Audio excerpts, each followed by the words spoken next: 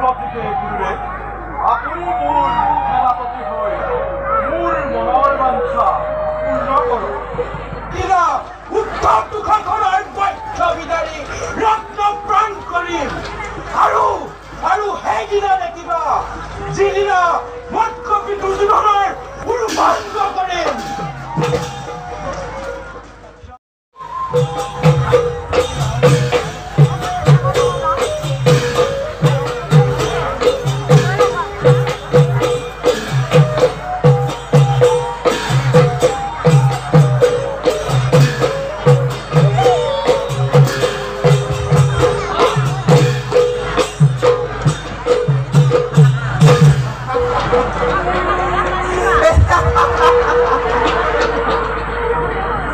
দিগন্ত কারবেদি এই হুকুরিয়ে মায়ামহর কাল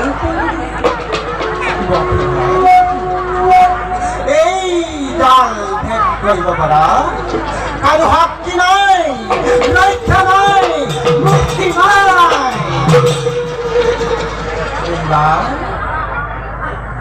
এইবার কৌরবকুলার শ্রেষ্ঠ ভীষ্মদেব দুর্বল সমুদ্র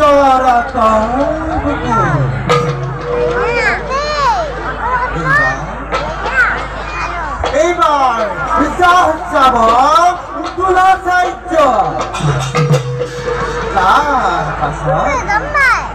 তার পাছত সুতপুত্র কর্ণ হব জরাহুতি। কি করি কৌরবর প্রত্যেকজন বীরেই একান্ত বাধ্যর দরে বিনা প্রতিবাদে মানিব লাগিব এই হুকুমি নির্মমাদে।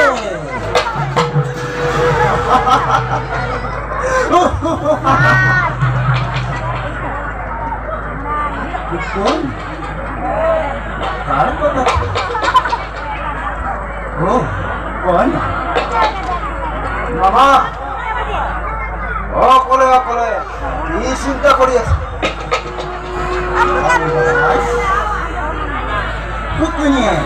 দিনে ৰাতে কেবল কৌৰবৰ শিকৰ কাৰণে চিন্তা কৰি আহিছে। এই কথা ভালদৰে মই জানো মামা।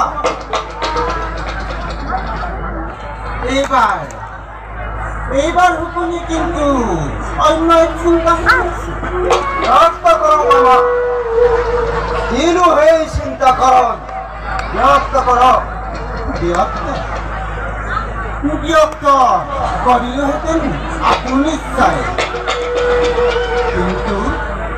কিন্তু যোৱাৰ নকৰো কথা নহয় মামা, আপোনাৰ প্ৰতি মোৰ অনুৰোধ দূৰদৰ্শী বুদ্ধিমান তুমি দেখা নেকি কিবা মংগল কৌৰৱ পক্ষত পৰোক্ষভাৱে ক্ষতিৰে কৌৰৱ কুলৰ সেইবাবে স্থিৰ হৈ প্ৰাণ এই কিয়বা এনে চিন্তা হয় মামা? প্ৰকাশ কৰি গৈছো মোৰ মনৰ সন্দেহ। ভালদৰে চিন্তা কৰিছো অন্ধকাৰী তুমি নিজেই বিচাৰি পাবা ইয়াৰ কাৰণ।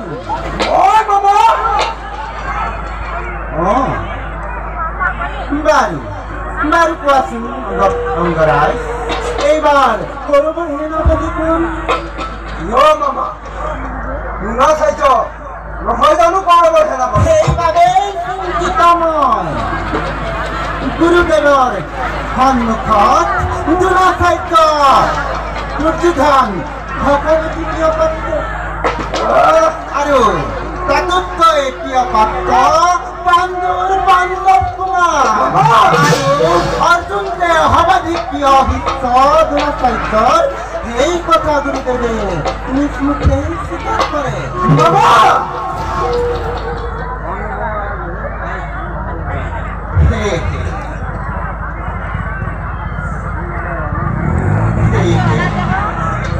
গুৰু দ্ৰোণাচাৰ্য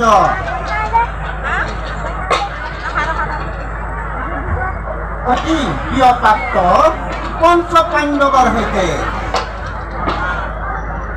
কেনেকৈ কৰিব সময় আৰু নিজ প্ৰিয় শিষ্য অৰ্জুনৰ ওপৰত অস্ত্ৰঘাত কৰি কুৰুক্ষেত্ৰত জন্মানুকৰণ কৰিব সেই কথা ভাবি পাৰাপাৰ পোৱা নাই বাবা সকলোৱে বৰ চিন্তা কৰিছা বাবা বন্ধু সংগ্ৰামৰ ক্ষেত্ৰত বন্ধু ভাতৃ পিতৃৰ মাতৃৰ আদি কোনো সম্পৰ্ক নাই বাবা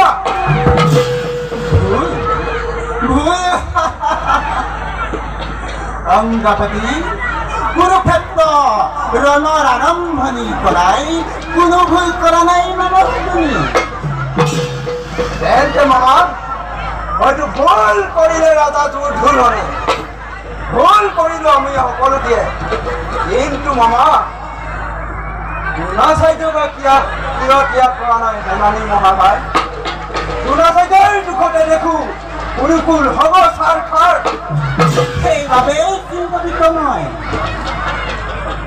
গুৰু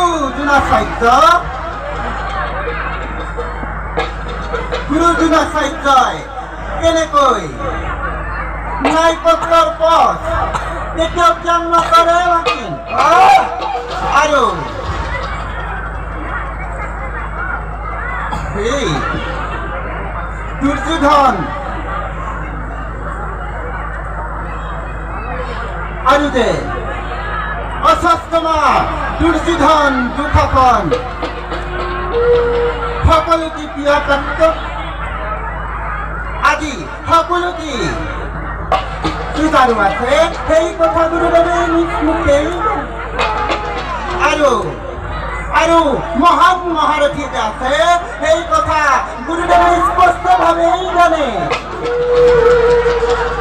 আৰু সেই মহান মহাৰথী হলা তুমি কৰ্ণ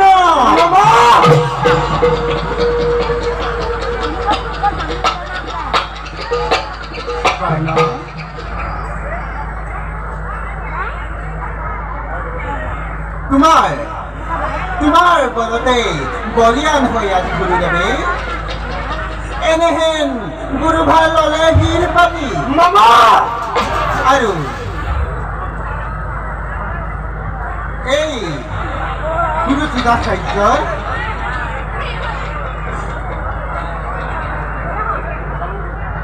জানো মই তুমি মহাবীৰ বুলি সেইবাবে নিজ শক্তিৰ বিপক্ষে পচন্দ কথাকে যুঁজ কৰিবা তুমি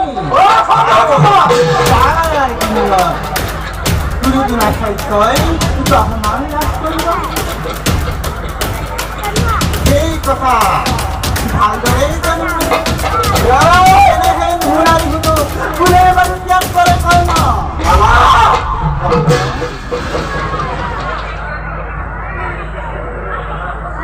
কৰ্ণ হৃদয়ৰ ৰক্ত ধৰা নিপাত কৰিবা তুমি তাৰ বিনিময়ত কিনি দিবা 10 মান আচাৰ্য দ্ৰোণ এই কাৰ্য কদাপিতো সম্ভৱ নহয় শুনা মামা প্ৰতিজ্ঞা মোৰ লিখন প্ৰতিজ্ঞা গুৰু বাহিনীৰ যিমান দিনলৈকে দ্ৰোণাচাৰ্যই সেনাপতি হৈ থাকিব ইমান দিনলৈকে এই কৰ্ণই নিজ প্ৰতিভা বিকাশ কৰি যুদ্ধ নকৰে মামা প্ৰতিজ্ঞা মোৰ লিখন প্ৰতিজ্ঞা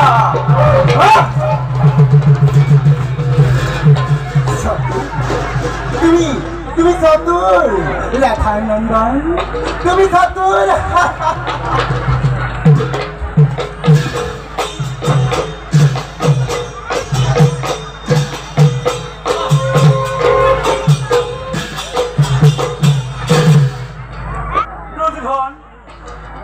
আজি দ্ৰোণাচাৰ্যই গৌৰৱ আৰু ভাগ্যৱান বুলি ভাবিছো নিজকে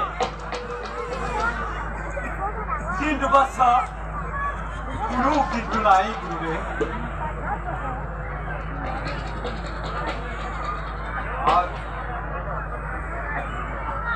কিন্তু এই গুৰুৱে ভাৰতৰ একচ্ছত্ৰী ৰজা এই যুযুধনে শিক্ষাদাতা চাৰ্যৰ কণ্ঠত বৰমালা অৰ্পণ কৰিব পাই মহাভাগ্যৱান হৈছে। যুযুধন গুৰুদেৱ, আপুনি সদায় আমাৰ পক্ষত নিজকেই সাধন কৰি আহিছে। জাক জমকতাৰে পৰিপূৰ্ণ পাঞ্চলীৰ সমন্বয়ৰ দিনা মোৰ কাৰণেই ধৰিছিল লক্ষ্যভেদ কৰিবৰ হেতু।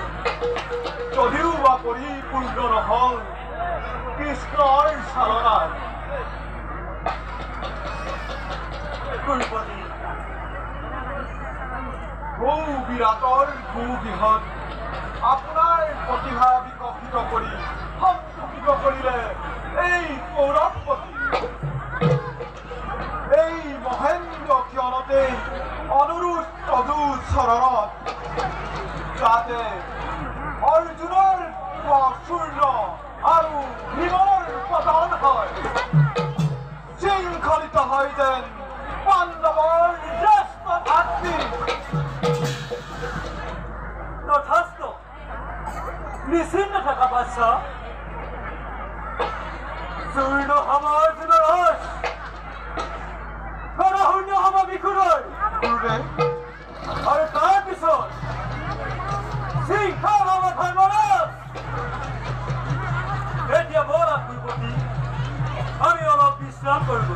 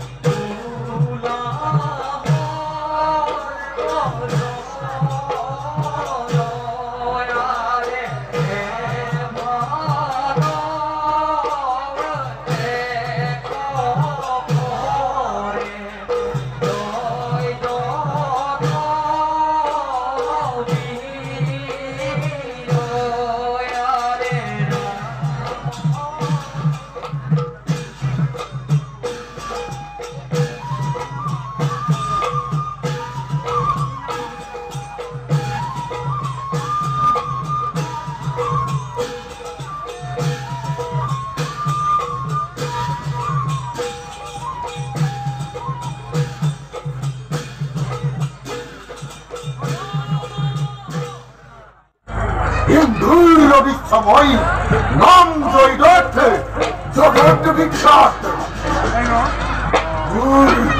ভুল নাম শুনিলে কম্পমান হয় দক্ষ দক্ষ দেবতা কিন্নর কিন্তু ভাগ্য চক্ৰৰ গতিত এই পাণ্ডৱৰ ৰাক্ষস ভীমৰ হাতত ফুল বৰাজিত আৰ প্ৰতিশোধ ল'বৰ বাবে আজ মই মহাদেৱ ভোলপানীক তপস্যাই তুষ্ট কৰি মনুনতবৰ লভিলো মই অৱশ্যে মোৰ মনোবাঞ্ছা এদিন পূৰ্ণ হ'ব এই ভাৰত যুদ্ধৰ সামৰণি কৰাৰ আগতেই মোৰ মনোবাঞ্ছা পূৰ্ণ কৰিবই লাগিব নকৰালৈকে মই শান্ত নাথাকিম ৰাক্ষস ভীৰ ৰাজি